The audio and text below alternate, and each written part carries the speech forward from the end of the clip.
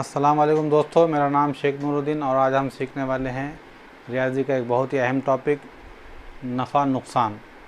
दोस्तों, नफ़ा नुकसान के सवालात को हल करने से पहले हमें चंद ज़ाब्तों का ख्याल रखना या इन्हें सीखना बहुत बेहद ज़रूरी होता है।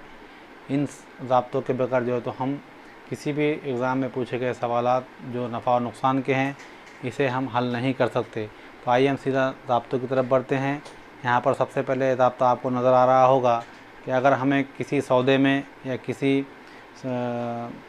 कारोबार में अगर हमें नफ़ा मालूम करना हो तो सबसे पहले जो है तो हमें इस ज़ाब्ते का जो है तो जहन में रखना ज़रूरी होता है। जैसे कि यहाँ पर है नफ़ा बराबर है फ़रोख्त कीमत मनफ़ी ख़रीद कीमत।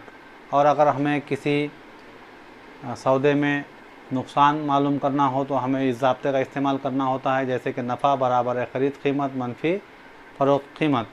दोस्तों, इसी तरीके से ये दो ज़ाब्ते तो हमें ये बुनियादी ज़ाब्ते हैं, इसका मालूम होना तो बेहद ज़रूरी है, लेकिन इसके अलावा भी हमें चंद जो तो ज़ाब्तों का इल्म होना बेहद ज़रूरी है। जैसे कि अगर आपको नफ़ा मालूम हो और आपको ख़रीद कीमत पूछी गई हो, इस सूरत में हमें जो है तो ये ज़ाब्ते का इस्तेमाल करना होता है, जैसे कि ख़रीद कीमत बराबर है फ़रोख्त कीमत मनफ़ी नफ़ा।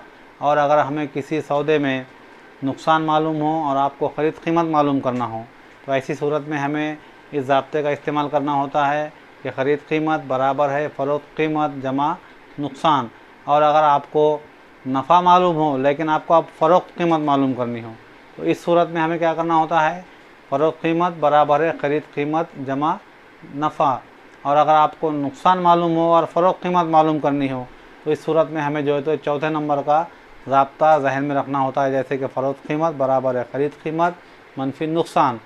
दोस्तों, ये तो हुए हमारे बेहद बुनियादी ज़ाब्ते नफ़ा और नुकसान के, लेकिन इसके अलावा भी जो है तो नवोदय के एग्ज़ाम में या टीईटी में या टेट में या सीटीईटी में जो है तो कुछ इसके ऊपर के लेवल के सवाल पूछे जाते हैं, जैसे कि फ़ीसदी नुकसान के, फ़ीसदी नफ़े के, या अगर आपको फ़ीसदी मालूम हो और फ़रोख्त कीमत मालूम करनी हो, या फ़ीसदी नुकसान मालूम हो और आपको ख़रीद कीमत मालूम करनी हो, इस तरीके का अगर आपको सवाल पूछे जाए तो उसके लिए तो यहाँ पर मैंने कुछ ज़ाब्ते लिखे हैं, 6 ज़ाब्ते हैं वो, जिसका याद होना हमें बेहद ज़रूरी है।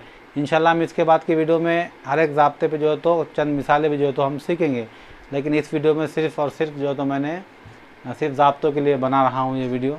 तो आइए हम फ़ीसदी नफ़े और फ़ीसदी नुकसान या फ़रोख्त या कीमत जो है तो मालूम करना हो फ़ीसदी में तो हम किस तरह से मालूम करते हैं। सबसे पहले हमें देखना है कि अगर आपको नफ़ा मालूम हो, ख़रीद कीमत भी मालूम हो, लेकिन आपको फ़ीसदी मालूम करना है तो ये इस ज़ाब्ते का इस्तेमाल होगा कि फ़ीसदी नफ़ा बराबर है नफ़ा ज़रब 100 बटे में ख़रीद कीमत।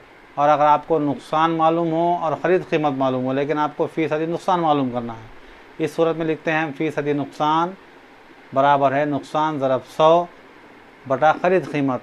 और आपको ख़रीद कीमत मालूम हो, यहाँ पर ख़रीद कीमत मालूम थी और नुकसान मालूम था, लेकिन फ़ीसदी नुकसान मालूम करना था, लेकिन इस ज़ाब्ते में क्या है, हमें ख़रीद कीमत मालूम है, फ़ीसदी नफ़ा भी मालूम है और हमें फ़रोख्त कीमत मालूम करनी है।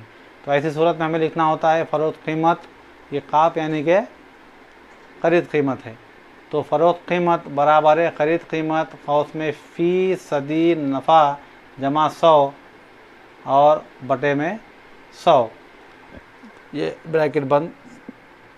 उसके बाद है कि आपको अगर ख़रीद कीमत मालूम हो और फ़ीसदी नुकसान भी मालूम है लेकिन आपको फ़रोख्त कीमत मालूम करनी हो तो यहाँ पर हम लिखते हैं कि फ़रोख्त कीमत बराबर है ख़रीद कीमत कौस में फ़ीसदी नुकसान मनफ़ी 100 बटा 100। और अगर आपको फ़रोख्त कीमत मालूम है, फ़ीसदी नफ़ा भी मालूम है और आपको ख़रीद कीमत मालूम करनी हो तो ऐसी सूरत में लिखते हैं हम, यह ज़ाब्ता इसका ये होता है कि ख़रीद कीमत बराबर है फ़रोख्त कीमत ज़रब 100 बटा फ़ीसदी नफ़ा जमा 100।